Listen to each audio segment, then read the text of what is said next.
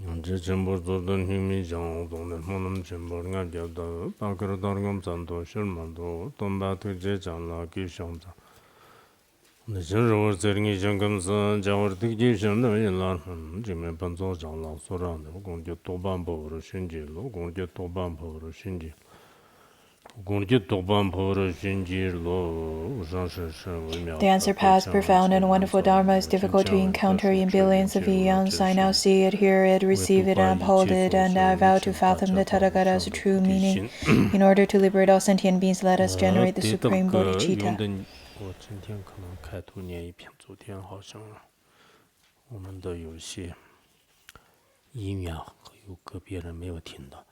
Bhagavad Jimbo Shosur Jepan Yotsangir Dugjante Sanji San Jepper number of Kopa Jishava Tagba Jimbum Do Jigsorts Jagerkat 好像有些是有 Jagerkat 这边没有是吧？有些有。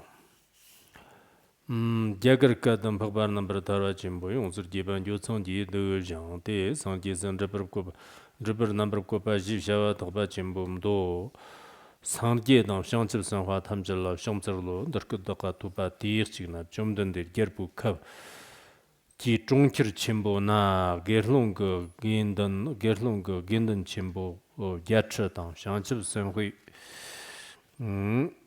Gendon Sumcher Tongdang Tachig the Jigde, the Gunjan, Tiachig Toba, a Jabba Tamchid Yons of Jara, Ziljetan, Huarki, Wanshigdan, Damba, the Janshir Birsanwiton, Tapti Kurva, Sanjiji Jan Yons Tabra Shepa, Sanjiji Shaval Hunjin Jabba, Sanji Namji Shinji Lab, Shin Labjir number of Kopa, Chujir, Desnud of Zhongjiang, Jopi Shir, Tagba Chimbum Do, Zonsen Zenjiang, Sange Ji Shokcher Chuji Da Chujim Jigja Chimbo Drogba Dedak Yondanji Kompangna Rip Dang Jala Shirip Zapjang Jachevan Jamso Dang Jate Deki Hongdam Jeba Jepar Tarva Martak Tamchidar Dutjang Simmer number of Jangwala and Jogba Turtup Dang Damber number of Jorwala Toba Mepa Tertop Dang Damber number Jorala Toba Mepa Nyambanyan Love Dever Nepa Jamba Dang Tangenzan Kundab Zonga Tamba La Mushang Loju Dang Damba Devi Mubo Jedang Parod Shimba Jigdang Tablam Kepa Hodam Mepi Chutamchiki Tondang Merdamba Mepa Stewar Namji Yevjend Shirmer Dobin Kurlu Korwa Yopa Dang Mepra Sibi Sherep Dang Dambe Chujir Namjang Lam Kepa Ngomber Shibi Tangen Zanla Jigde, Tian Ringi, Semchin Namji, Wangbo Tokba, Zibjit Tang, Huar, Hogda Mepe, Kio Mambu, Nam Santan Tang, Shirip Ji, Sims, Jangde, Tsandang, Huishid Zambu, Yanjam, Chopa Tang Damber Shepa, Chokdang Damber Shepa, Sim Namka Tang Java. Jiktenji Zigdang Katok Yonsu Tangte, Chur Namji Chunillam Keba, Ranga Rigdang Damba Shiripki Sim Chen Gangne Gangdang Kuror Shiba, Dangenzan Tamchatang Dambi Nyamba Mepala, Nyamba Mepala, Nimba, Give Sava Yin Rambo, Ne Kitbe Sanjiki Wangshik Toba, Ishi Dang Top Jedang, Manjikba Jedang. Manjiba Churgitang Damba, Zanjur Goner Che, Nanjur Gonan Gobat, Gorte, Semchin Kunla, March, Virchibatang Javer, Number Tambi Shir, Lamr Dirninger Kiezan, Leaf Tomber Sheba, Semchin Nam Nyomon Bale, Jari Shirter, Mambi Derport, Tartar, Zijan Korala Nede.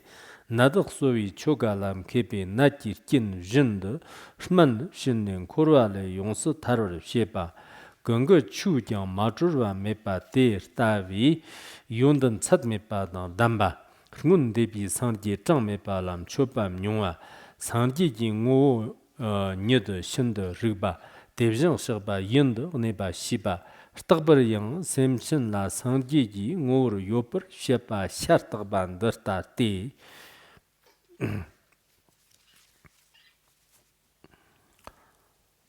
Well,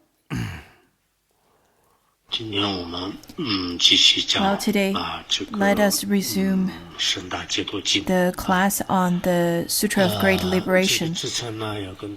Before the actual teaching, I would like to address a few things.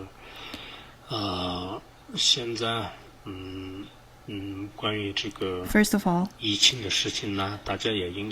I think we're quite aware of the pandemic. There are many countries around the world. They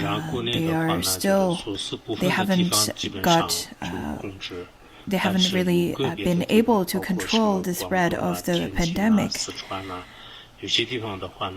There are different places in China, such as Tianjin and the Sichuan province and so forth.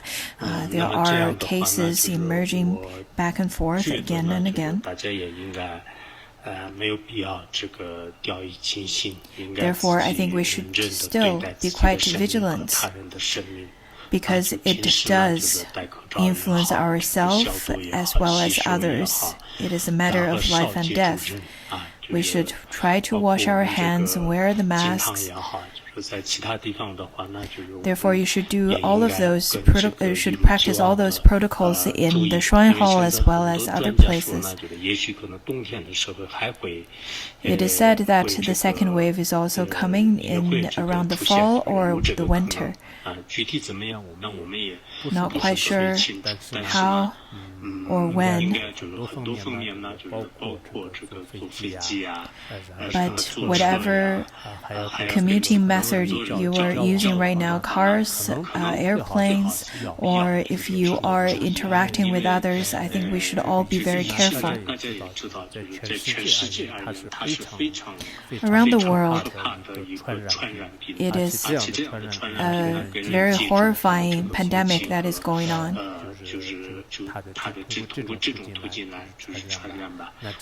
And it is contagious in such a way. So for the benefit of ourselves as well as others, we should wear masks and try to stay indoors and don't go out very often. The Buddhist Institute has been in lockdown as well, and we're in very strict measures right now. In the shrine hall right now, I really hope that people whomsoever got into Laronggar, let you be tourists who got in here by chance or other people who come from the cities, I really hope that you don't interact with the Sangha. And I myself am not having I'm not really interacting with others much either. I don't have those interviews. I'm not being a hero over here, and I don't think and I think it's unnecessary to try to be a hero at this point.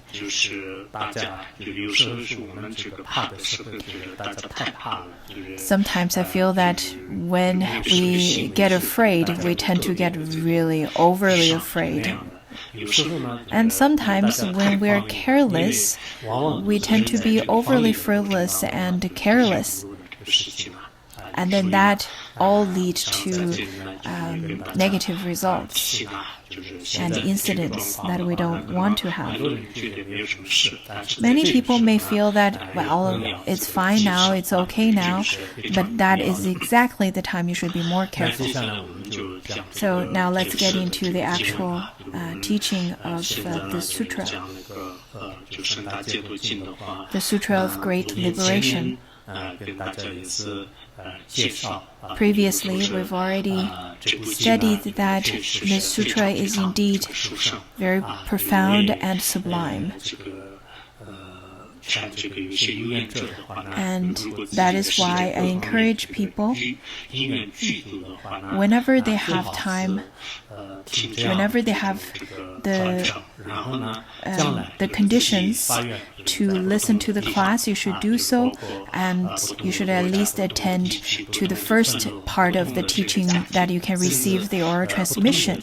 And then once you receive the oral transmission and the teachings, you should make the aspiration of propagating this teaching to the sentient beings around you and to beings around the world in different places. There are people nowadays who would say that, well, I feel so honored to attend so and so symposium and meetings. But those are not comparable to listen to the sutra or reading or being able to see the names of these bodhisattvas and Buddhas. If we were able to think of these Buddhas and bodhisattvas, and the merit is definitely immeasurable. That's something that we should all acknowledge and remember. At the same time, we should feel we should have this mind of cherish and longing and feeling fortunate to having received the teachings on the sutra. All dharmas are of auspicious and dependent arising. Whatever seed you plant, then that kind of fruition you will reap. The Sutra of Great Liberation has many auspicious and precious additions, such as the additions that is kept in the Bavarian National Museum in Germany, and in Dege in Tibet, the Tibetan version. And in those special versions, they all have the footnote saying that this is translated by Yeshide and great translators like such. Yesterday, before I went to sleep, I thought to myself, it is so important to give teachings like such, because this kind of public teachings could dispel the doubts of the sutra. The Bavarian National Museum in Germany was built in 1558. It is a very ancient as well as a very reputable museum in this world right now. And in that museum, the precious copy of Sutra of Great Liberation is kept. Also in Tripitaka, the sutra is included in there as well, in the 58th volume of it. And the number is 2871, and you should be able to look it up if you were to look into the Tripitaka. That's the number. I think that means the book. So on the 2871st booklet of the Tripitaka. And if you were to look up the Bavarian National Museum, you should definitely find it as well. You can find various open libraries online. On those library resources, you can see the copies or photos, and especially if you understand the Tibetan language, you can look up the Tibetan version of it. There's an open library for such versions. This sutra is indeed very precious across the globe, in various libraries, universities, museums. They all have this copy. They all have different copies, but nowadays, because of our technology, because of the advancement, we're able to access to all those resources. Cell phones nowadays is quite popular, and adapted everywhere.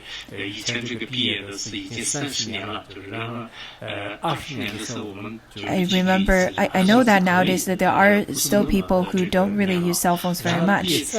For example, I remember that one of my classmates, actually each of my classmates, I remember that though they don't have good eyesight, they still would stare at their cell phones after 30 years, on our 30 years reunion.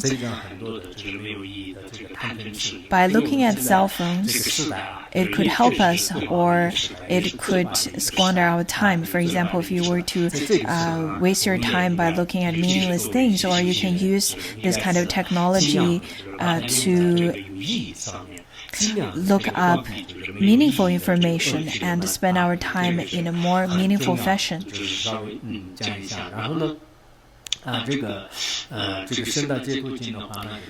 The Sutra of Great Liberation is of great importance in Tibet, and the Tibetan people would use this sutra or consecrate this sutra inside of prayer wheels.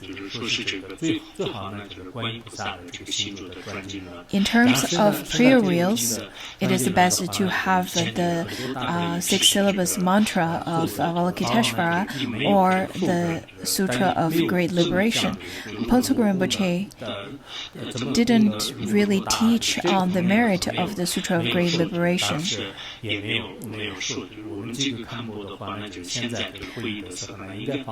A few of the Khenpos, including myself, when we try to remember what Potsugur Rinpoche had taught back then, we remembered that he praised quite a bit about the sutra. But he only talked about putting the six syllabus mantra inside of the prayer wheels back then, but not too much on the Sutra of Great Liberation. Tsotrom Khenpo Tsotrom Lodro has prayer wheels as big as mine, and in his prayer wheels also has the Sutra of Great Liberation.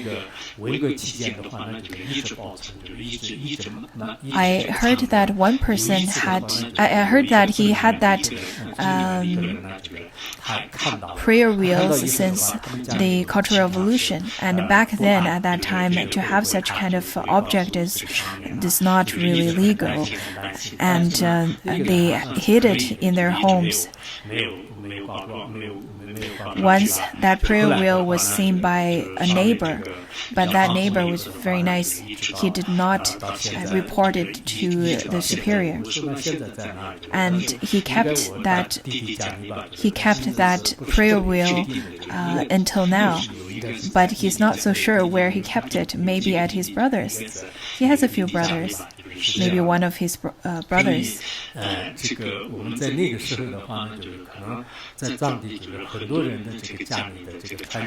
that time, in the Tibetan people's homes, one of the most precious objects that we could have was the prayer wheels, of course, including all the other sacred objects such as Buddha statues and texts and so forth. We take them we take care of them greatly, and we definitely put great importance on top of those sacred objects.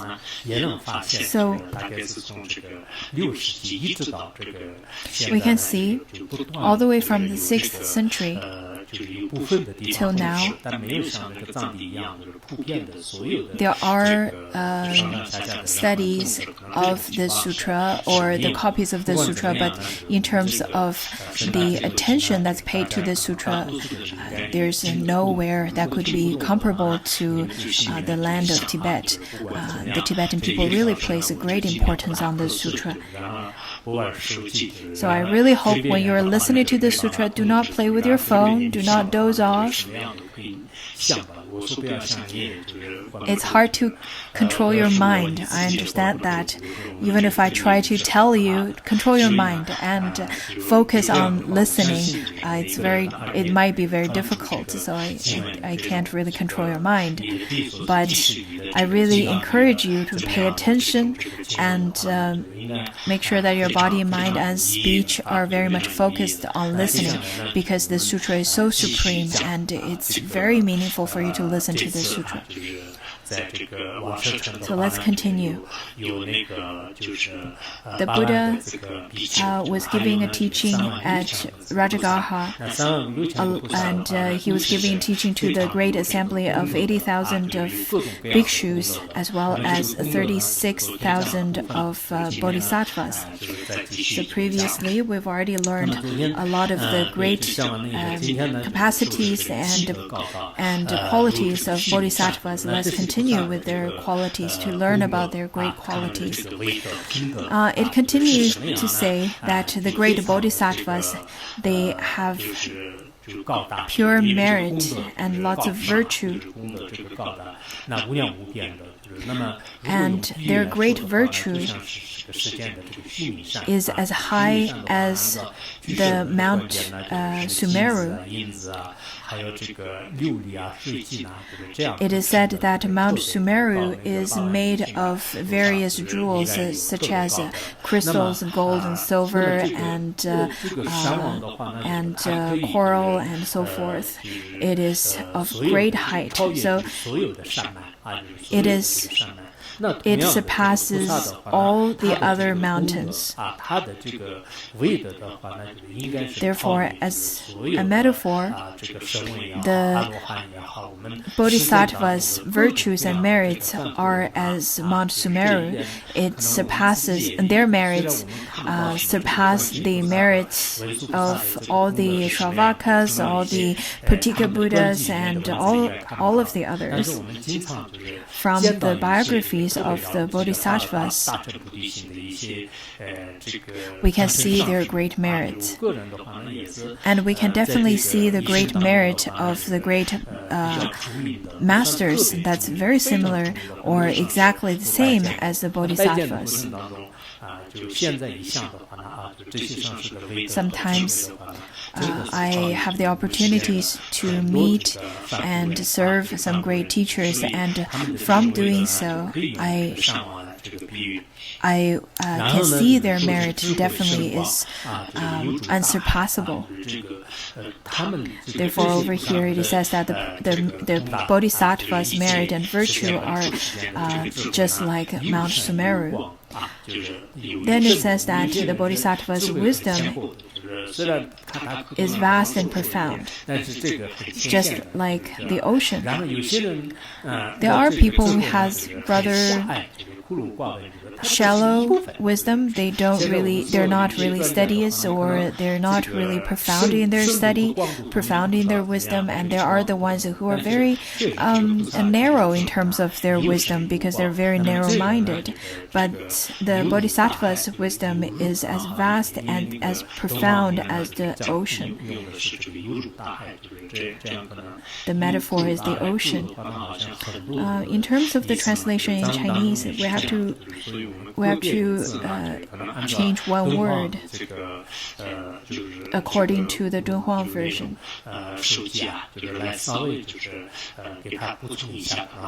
So sometimes we will look at the text and compare different versions, and maybe we can make slight changes. Maybe that would be better for you. And then the bodhisattva's wisdom is vast and immeasurable. The great master's wisdom is like that too. Upon listening to their teachings and witnessing their activities and their wisdom that's set forth through their activities, we can see that their wisdom is vast and profound. We can witness and experience that. The bodhisattvas also subdue the maras.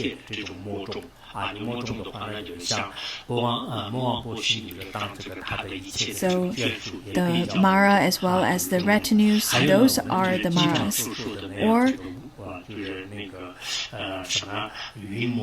Or the Maras of skanda, the Maras of affliction, the Maras of death. So those are also Maras. So why do they subdue the Mara of death? Because they subdue the Mara of skanda. They subdue the Mara of affliction, because all afflictions are pure. Therefore, they subdue the Mara of affliction. Why they subdue the Mara of death? Because all things appear because of conditions, causes and conditions. Why the Mara of the celestial being? Because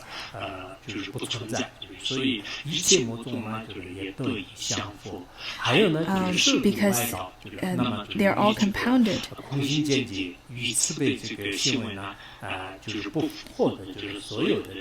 So they would tame all the Maras and tame all the ones who do not believe the truth, who are the non-dharmic. They can all tame the non-dharmic beings. And in such a way, the bodhisattvas could purify their mind.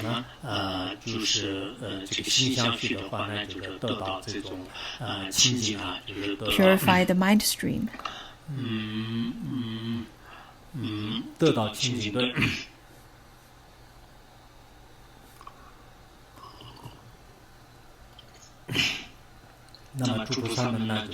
So the bodhisattvas, they subdue all the Maras and tame all the non-dharmic views, and tame the ones who are, though Buddhist practitioners, but have wrong views.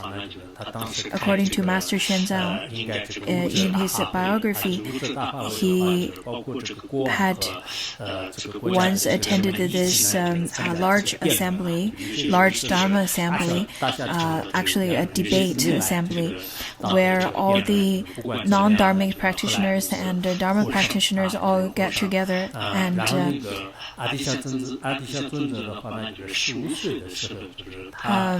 then he was able to debate and won the whole debate, same as Master Atisha. Around age of 15, he completely understood the Buddhist logic, and he won over all the debates and tamed the non-Dharmic practitioners and debaters at that time. And that's how he got really renowned and well known. I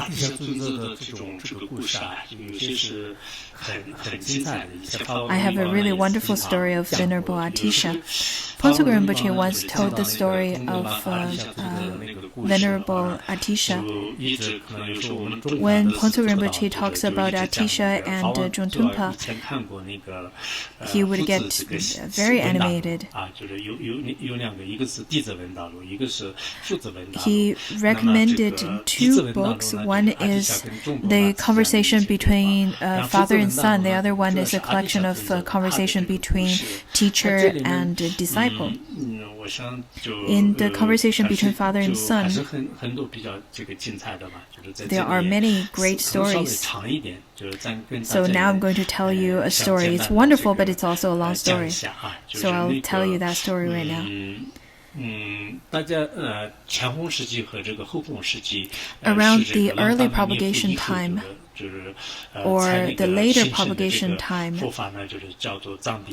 it is divided by the Landharma's anti-Buddhist movement.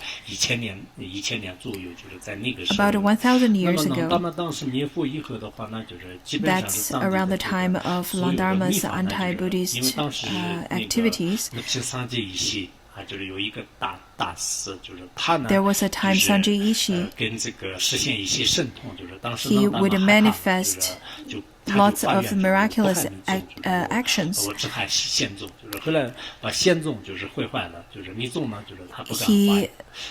He was then at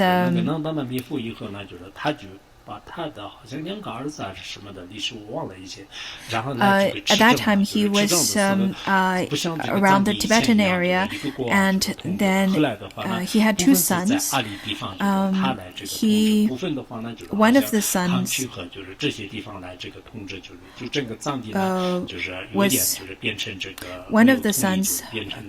was the ruler of Ngari area, the other one was Kham area. His name is so that son was ruling the Ngari area, and then later Yeshe O became the king of Ngari area. At that time, Tibetan area was actually quite rich and very abundant. It was said that on the Tibetan plateau they could find lots of gold. And people would go to Tibet because they want to find gold. So in the history texts, we can see that people would come to Tibet from mainland China, from India, from different areas. They're wearing different clothing, the blue, yellow, red, white. Anyhow, at that time, Yeshe O, the king at that time, he really wanted to invite someone who can give teachings on Vinaya, and he really wanted to invite someone from India to give teachings in Ngari, in the Ngari region. So he sent out a groups of translators, 21 of them, and over there he sent out 21 Lotsawas to India, and it was only Rinzin Sangpo, and there's some other great translators. Out of the 21 Lotsawas, out of that group, 19 died in India.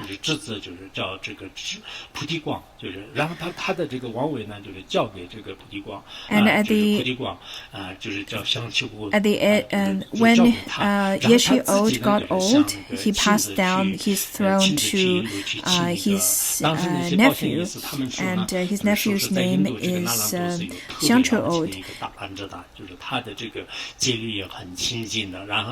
Then at that time, they sent out another great Bandita to India and tried to invite some great masters to give teachings in Tibet.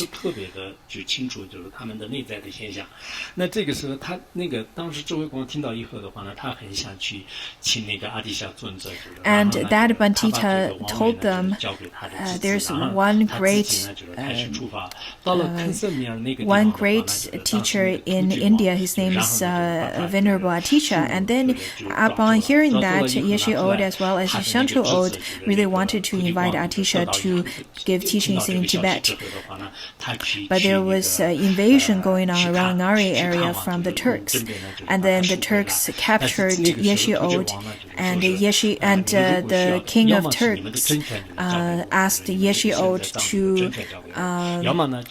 asked Xiangchu O to pay ransom to get Yeshe O back.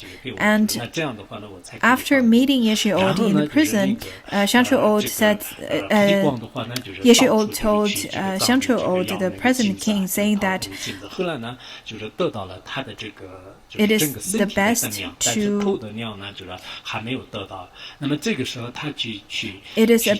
to make offering of the gold to invite the teachers from India to Tibet, rather than giving this gold to the king of Turks. And the king of Turks at that time required the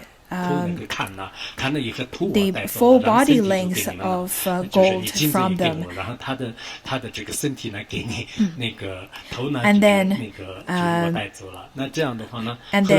Xiangchu Old tried his very best to gather that amount of gold, but then at that time Xiangchu Old could only find the gold that's the same size of the body rather than but still missing the size of the gold of the head. And then after seeing Yeshe Old in the prison, Yeshe Old said that I'm already really old, so it is the best to just offer that gold to invite someone from India to give teachings in Tibet rather than spend that gold or give that gold to the king of Turks because he's not a good king. And then Yeshe Old died because the king of Turk said that since you don't have enough gold, so I might as well just trade the head of Yeshe Old for the same amount of gold. So he capitalized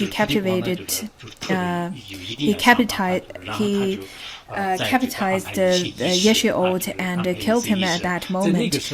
And then Xiangchu Old used that gold to send to to invite Venerable Atisha from India. At that time, there's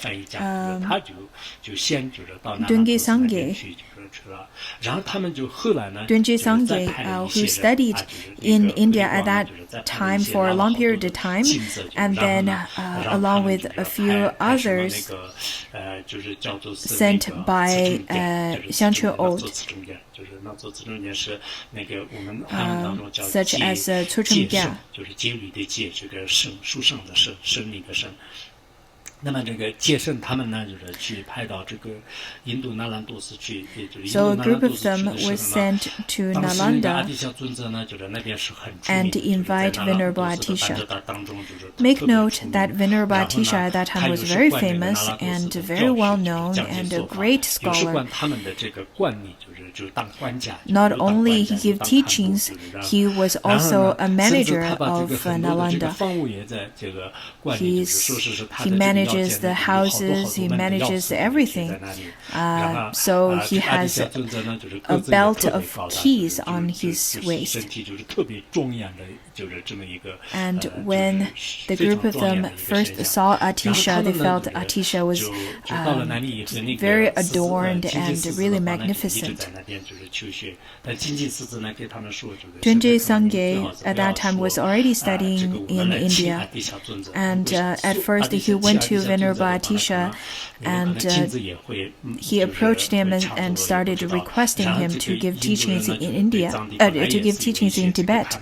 有一定的这个困难但是后来呢，就是他们待了很长时间，就是一直是 They stayed there for a long period of time, but they had a very difficult time to get close to Atisha and make such requests. But eventually, once at Bodhgaya, they were able to approach Venerable Atisha and told him the story of how their king died and how their king gathered the gold to invite Venerable Atisha to give teachings in Tibet. Venerable Atisha replied saying that, well, there are only two groups of people who would go to Tibet. One is that they would go there to find gold. Just like nowadays, the Tibetans would go to mainland China for the similar reasons. They are there to find money, to find wealth. And then the second group is the ones who want to benefit others. Venerable Atisha said that, well, I am a prince from Bangladesh. I don't need gold. I have lots of gold, so I don't need it. Well, in terms of compassion or benefiting others, I know that the Tibetan area is really dark and people there are ignorant. So it's very difficult to give teachings there, and my teachers, as well as the king in Bangladesh, do not allow me to go to Tibet, so I can't go. And then, after being rejected, Dunji Sangye and the Tsutrim Gyal, they still decided to stay there and study for a short period of time. After a short period of time, Venerable Atisha, this incident of Venerable Atisha dismissed the Maitripa happened. If you remember, there was once Maitripa was drinking alcohol, and Venerable Atisha saw him doing that. Maitripa was reported by the other monks, and then Venerable Atisha had to go there and take a look. And Venerable Atisha, being the manager of the whole Sangha, he said, well, in this pure and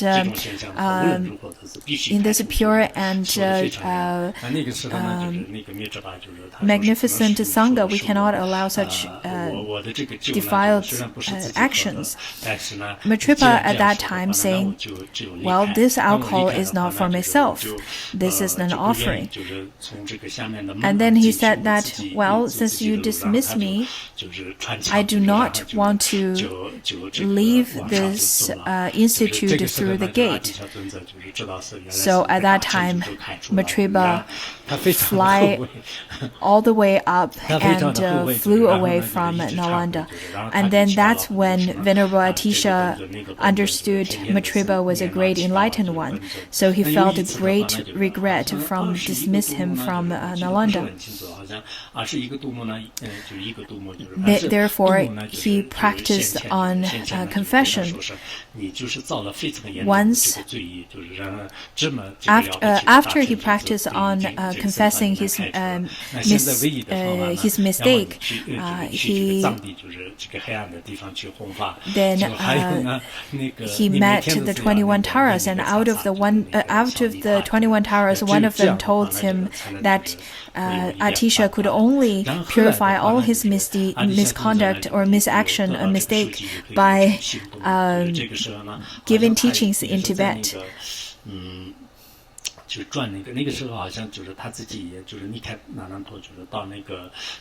that time, Atisha has already left Nalanda, and he was once circumambulating in Bodhgaya, and that's when he met the groups of people, groups of Loshawas sent by Yeshe O, such as Dunji Sangye and the Tsutrim Gyal. On top of that, he received the prediction and predictions by the Tara. Therefore, he agreed to go to Tibet, to give teachings in Tibet at that time. On the way traveling to Tibet, he reached the border of Nepal and Tibet at that time, and his translator was in grave ill. And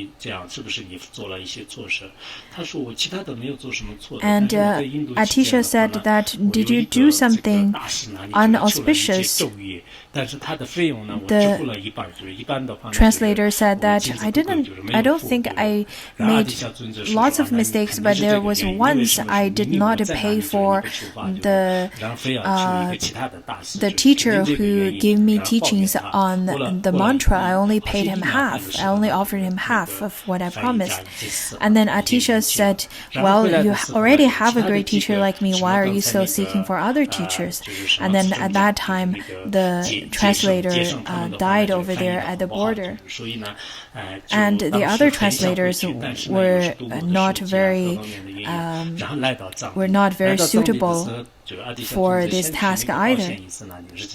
So Atisha had to then go and look for different translators. He first went to Rinzin Sampo, but at that time he was already old.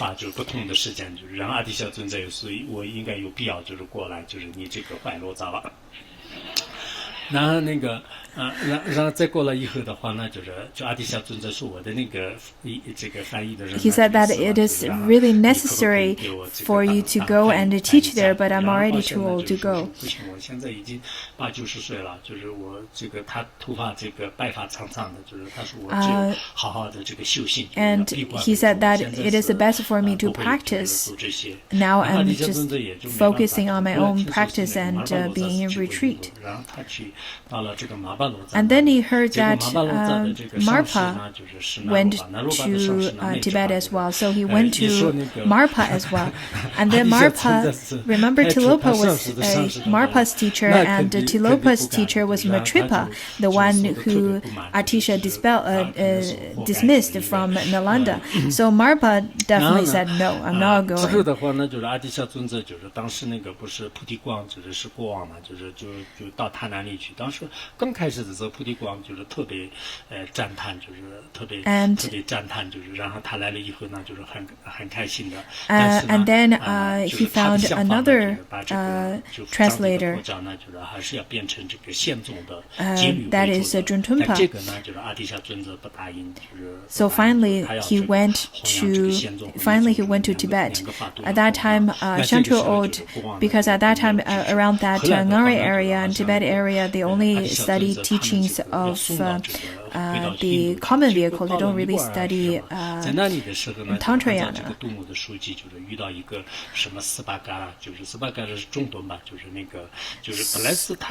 On the way, they met someone. So how Atisha met Rontumpa was that on the way to Ngari area, he met Rontumpa. Rontumpa was a lay practitioner, and he was self-learned. Just like nowadays people would study things from internet. So Juntumpa was the translator of Atisha at that time. Atisha was already 60 years old when he arrived in Tibet. He started his journey to Tibet around 1040 AD, and he stayed and taught in Tibet for 12 years. So he died at age of 72 years.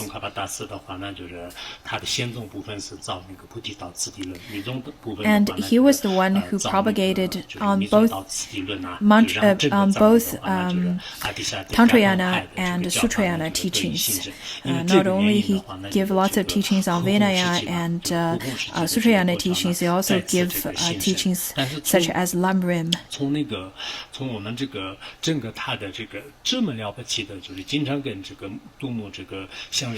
Throughout the biography or story of Atisha, we can see some great masters such as Atisha, who can converse with Tara without any problem. He himself went through lots of difficulties as well in order to propagate the Dharma. When we look at the history,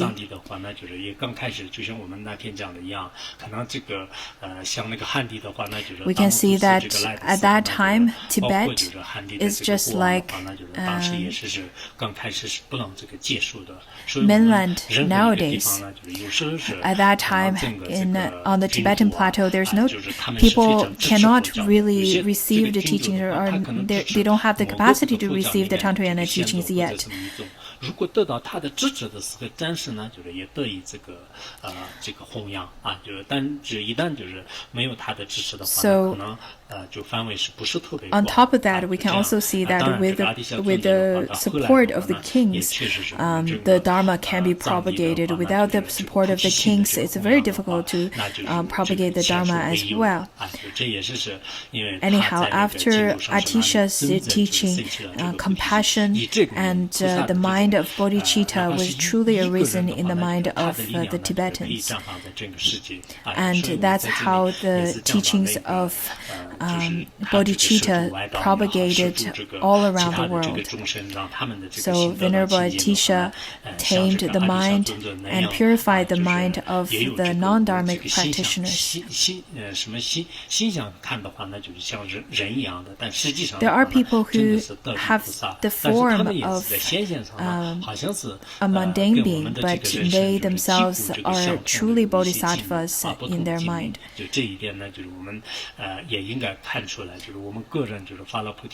For those of you who had generated or made the aspiration to generate bodhicitta,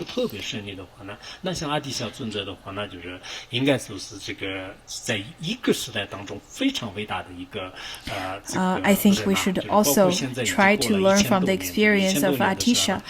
Venerable Atisha is definitely one of a kind, even in hundreds of years. And he's venerated by so many people. He's not venerated because of his name. Rather, his peace instructions have benefited generations and generations. So I really think that if we were to receive the blessings and teachings of wisdom and compassion, that is from the blessings of bodhisattvas and Buddhas. And then let's continue with the sutra. So the bodhisattvas also have all kinds of powers. The powers of wisdom, compassion, of the power of liberation.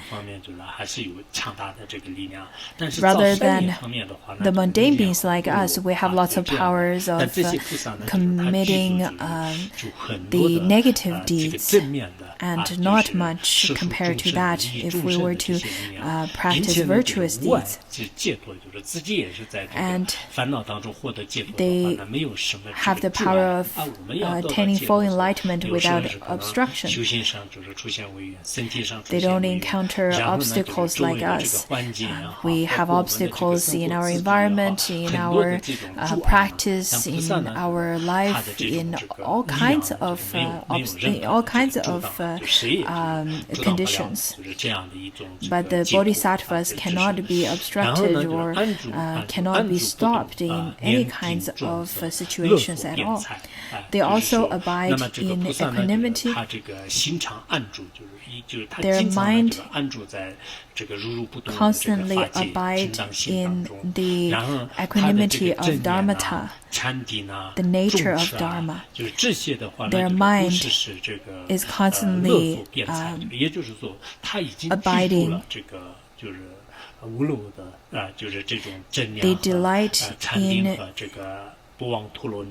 They delight in eloquence of the teaching as well as the dharani of memory, of perfect memory. Over here, delight with their eloquence in giving teachings of the Dharma. This is taught very often in Vimalakirti Sutra as well, if you remember. It's a description of Vimalakirti, meaning that Vimalakirti constantly abide in the Dharmata without any movement, and he has the 7 kinds of eloquence. His eloquence was unobstructed. The bodhisattvas also abides with the 4 immeasurables and 6 paramitas. In the Tibetan version, however, the translation is the 4 ways of magnetizing others.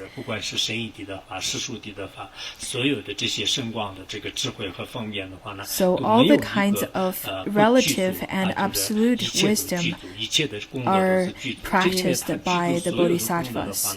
They have all the merits and the power to tame beings through the 4 relative ways ways of magnetizing and the 6 paramitas. 就是这个因为菩萨的这个功德的话呢，就是确实是无不具足的，就是他通达一切这个方便法也好，通达一切玩法的事情也好，还有这个六度世事也好，凡是这个所有的功德啊、修行啊，这些都具足，诸佛宣说也没办法。那天我们这个地藏经里面所佛陀这个书戒当中宣说地藏王菩萨的功德的话的 Kshitigarbha Sutra, we studied about that as well. That the merit of bodhisattvas are naturally complete. And the next one, it says that they often comply with the sentient beings and give them proper teachings according to their different capacities. So according to the Great and Vast Ten Wheels Sutra, it says that a wise man will firstly observe the capacities of sentient beings and then give proper teachings to them. But nowadays, I think the teachers would give empowerment first, and then after giving them teachings, after giving them empowerment, they'll give them teachings. And then the teachers would tell the disciples saying that, well, no, you don't have the good capacity to receive this teaching. So that's the reversed order. Also, the bodhisattvas know the capacity of the sentient beings. They would turn the wheel of Dharma, the wheel of no regressing.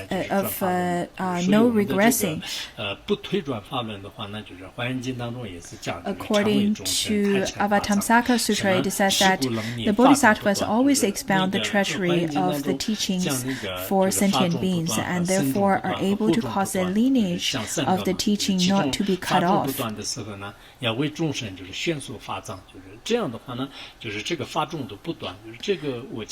way, the lineage of the teaching will not be cut off. Previously, we've already studied that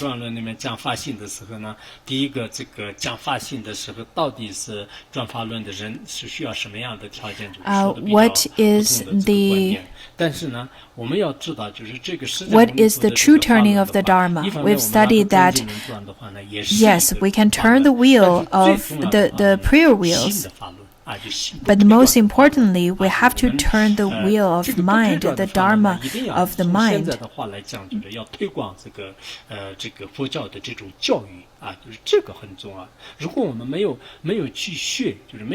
If we do not listen, if we do not contemplate the teachings, then our faith will be very easily to be retrogressed.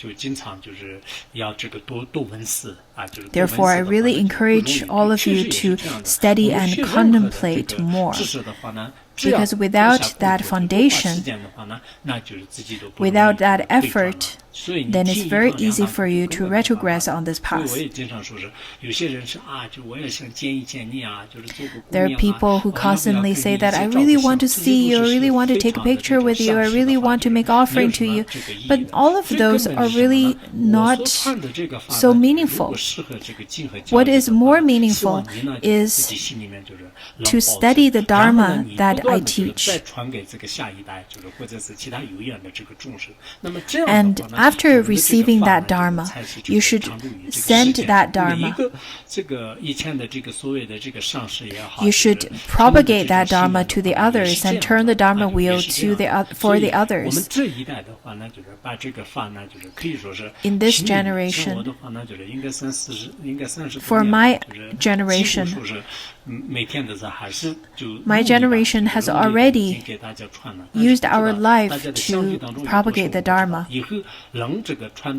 I myself has already propagated the Dharma for 30 years. So, after receiving this teaching, I really hope that all of you could also turn the wheel of Dharma for the others. Even if it's not 100, can you do that for 10? So the bodhisattvas also would express, would manifest the wisdom of conditioned and unconditioned Dharma, or the ones that's true and the ones that's not. To explain, to exhibit, to manifest the truth of existent and non-existent truth, and the fault. Mundane beings takes the conditioned Dharma as a true existence.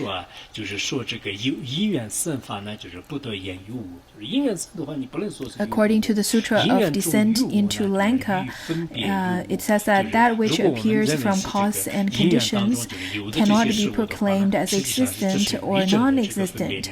From causes and conditions, things appear.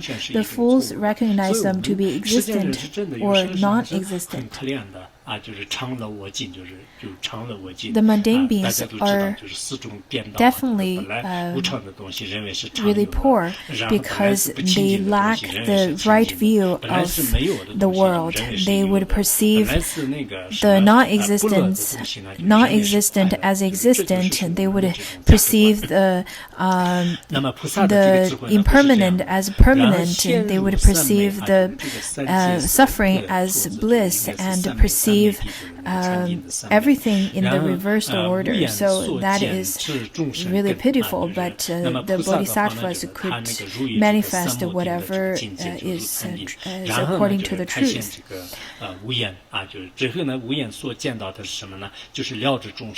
And they can truly understand the truth of Dharma, the truth of the phenomena, and abide in the samadhi. They also use the 5 kinds of eyes, the flesh eye to perceive the sentient being's body, and the divine eye to perceive their suffering in their mind, and the wisdom eye to perceive the capacity of beings, and the Dharma eye to perceive the truth, and the Buddha eye to perceive the enlightenment. So use the 5 eyes, the bodhisattvas can perceive everything. The ordinary beings, however, we only use flash eyes.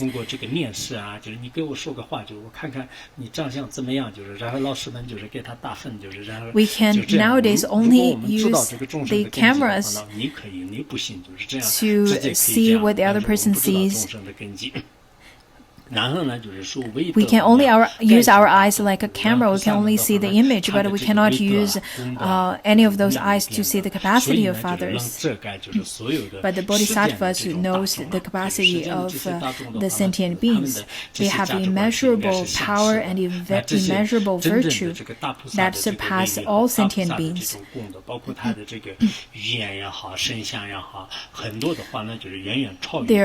They abide in the wisdom of samadhi.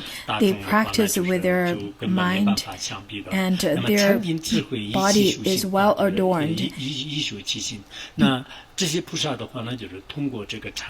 So their body, they practice on their mind. They are very skillful in terms of taming the mind of others. Therefore, they could enjoy the happiness at all times. There's one sutra, I remember there's a quote saying that the ones who are good at taming their mind, they can enjoy happiness at all times. So the bodhisattvas use the meditation as well as wisdom to tame their mind. They also have magnificent forms. The forms of bodhisattvas cannot be compared with anything else in this world. In order to liberate sentient beings, they need to have a magnificent form so that they can destroy the wrong views of sentient beings. Because people nowadays, they really place great importance on the appearance, and once upon seeing such magnificent appearance, they would develop faith and confidence. The Bodhisattva's mind, the minds are like the immeasurable space. It is unobstructed.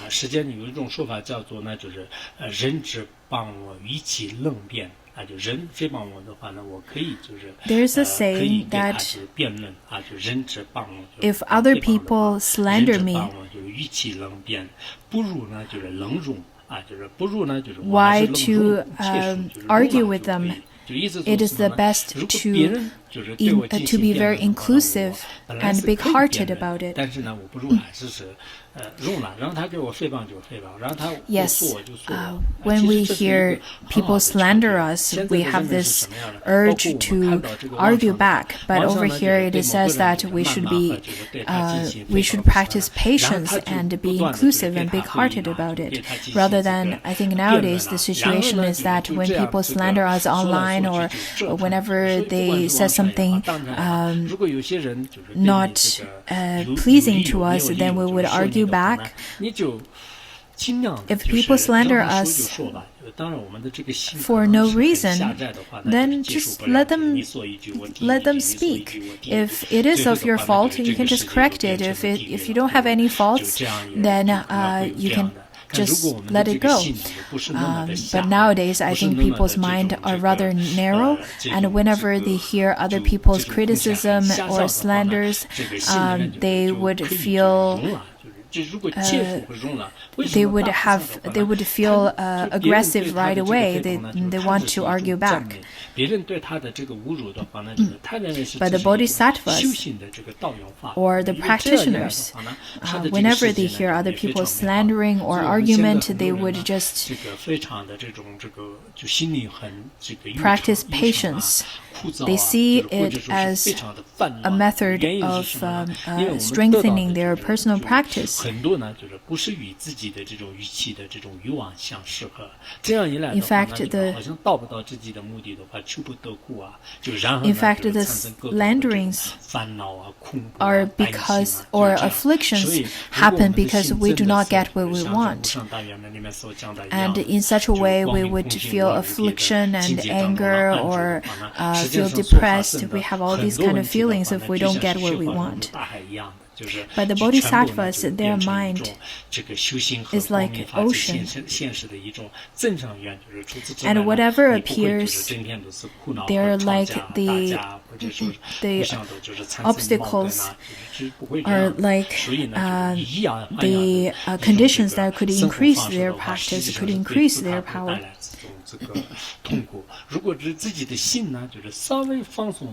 So,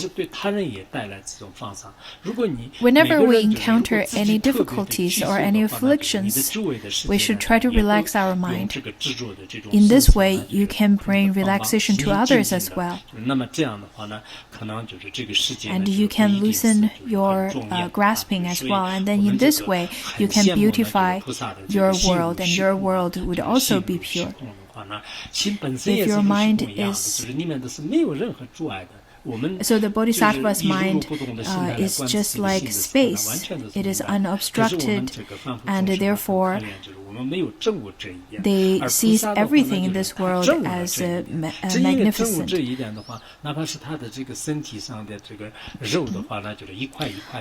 They already understood the nature of all phenomena, of all dharmas. They have unobstructed wisdom. And because of that, even if their flesh is sliced off, they have no problem of making offering of their their flesh at all because of their unobstructed wisdom of understanding the nature of the Dharma. So now, since we've already listened to the profound teaching of this sutra, there are times we understand it, there are times we don't understand it, but we should adapt it.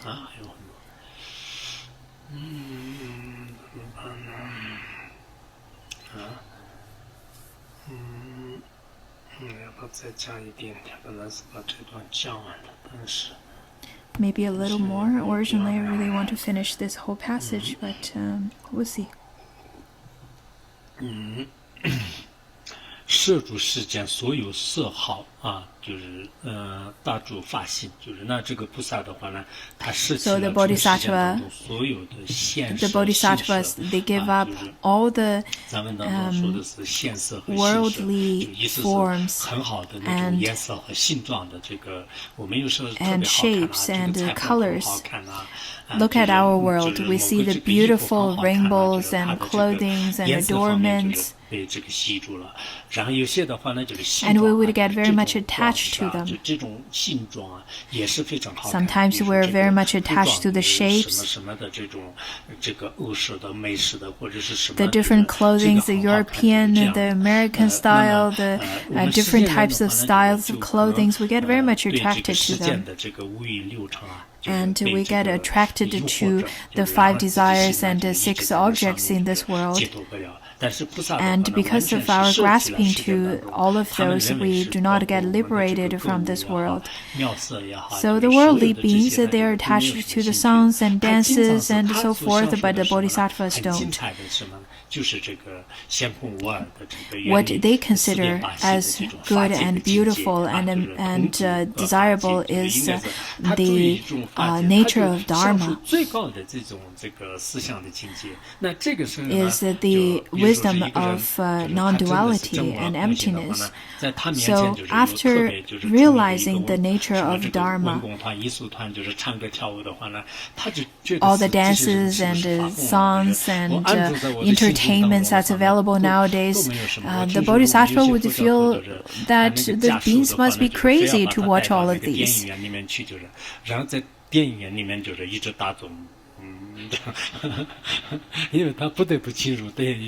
There are people nowadays that they really want to enter the cinemas and so forth, and the bodhisattvas would feel that this is really odd. Why would you want to do that?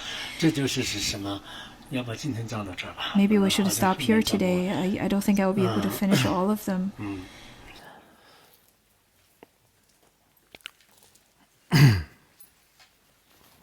Sunum doi tamche zeba nya tona nibe jana panshe stirga nanji rano chuba chubun zonen joa joa